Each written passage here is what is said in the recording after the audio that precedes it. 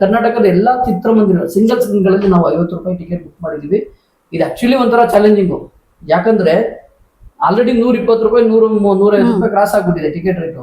ಇವಾಗ ಅವ್ರು 50 ರೂಪಾಯಿ ಬಂದ್ರೆ ಮತ್ತೆ ಅದಕ್ಕೆ ಟ್ಯಾಕ್ಸ್ ಕಟ್ಟೋದು ಹೆಂಗೆ, ಇಲ್ಲಾಂದ್ರೆ ಮತ್ತೆ ನಾವು ಅದಕ್ಕೆ ಅವ್ರಿಗೆ ಬಾಡಿಗೆನೇ ಬರ್ಲಿಲ್ಲ ಅಂದ್ರೆ ಹಿಂಗೆ, ಜನ ಬಂದಿಲ್ಲ ಅಂದ್ರೆ ಹಿಂಗೆ, ಈ ತರದೆಲ್ಲ ತುಂಬಾ ಟಾಸ್ಕ್ ಇದೆ. ಆ ಟಾಸ್ಕ್ ಮಧ್ಯದಲ್ಲಿ ಆಕ್ಚುಲಿ ನೋಡಿ ಎಕ್ಸಿಬಿಟರ್ಸ್ ಸಪೋರ್ಟ್ ಮಾಡಲ್ಲ, ಟೇಟು ಓನರ್ಸ್ ಅಂತಾರೆ.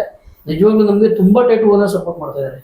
ಓಕೆ, 150 ರೂಪಾಯಿಗೆ ಒಬ್ಬನೇ ಹೋಗಿ ನೋಡ್ತಿದ್ದೆ, 150 ರೂಪಾಯಿಗೆ ನಾನು ಮಕ್ಕಳ ಸಮೇತ ಹೋಗಿ ನೋಡ್ಬೋದಲ್ಲ ಅಂತ ಅವ್ರಿಗೆ ಅನ್ಸಿದ್ರೆ ಏನಾಗ್ತದೆ, ನಮಗೆ ರೀಚ್ ಹೆಚ್ಚಾಗ್ತದೆ, ಅವ್ರ ಕಲೆಕ್ಷನ್ ಅಷ್ಟೇ ಇರ್ತದೆ, ಅವ್ರಿಗೂ ತೊಂದರೆ ಇಲ್ಲ, ನೋಡೋರ್ಗೂ ತೊಂದರೆ ಇಲ್ಲ.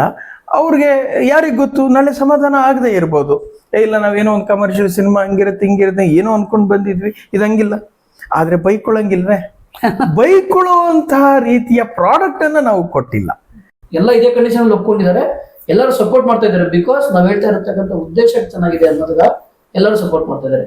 ಸೊ ಈಗ ಇವರೆಲ್ಲ ಸಪೋರ್ಟ್ ಮಾಡಿದ್ದಾರೆ, ನೋಡ್ತಾ ಇರ್ತಕ್ಕಂಥ ಆಡಿಯನ್ಸ್ಗಳು ದಯವಿಟ್ಟು ನೀವು ಬಂದು 50 ರೂಪಾಯಿಗೆ ನಿಮ್ ಮಗು ಎಲ್ಲ ರೋಡಲ್ಲಿ ಹೋಗ್ತಾ ಇರೋ ಒಂದು ಚಾಕ್ಲೇಟ್ ಕೇಳಿದ್ರೆ, ಒಂದು ಐಸ್ ಕ್ರೀಮ್ ಕೇಳಿದ್ರೆ 50 ರೂಪಾಯಿ ಕಾಸ್ಟ್ ಅದು. ಅಂತ ಕಾಸ್ಟ್ ಅಲ್ಲಿ ನಾವು ನಿಮ್ಗೆ ಸಿನಿಮಾ ತೋರಿಸ್ತಾ ಇದೀವಿ. ದಯವಿಟ್ಟು ಮನೆ ಮಂದಿ ಎಲ್ಲ ಬಂದು ಸಿನಿಮಾ ನೋಡಿ, ನಿಮ್ಮ ಮಕ್ಕಳು ನೀವು ಜೊತೆಲಿ ಕುಂತ್ಕೊಂಡು ನೋಡುವಂತ ಸಿನಿಮಾ ಮಾಡಿದೀವಿ. ದಯವಿಟ್ಟು ಬಂದು ಸಿನಿಮಾ ನೋಡಿ, ನಮ್ಮೆಲ್ಲರೂ ಸಪೋರ್ಟ್ ಮಾಡಿ.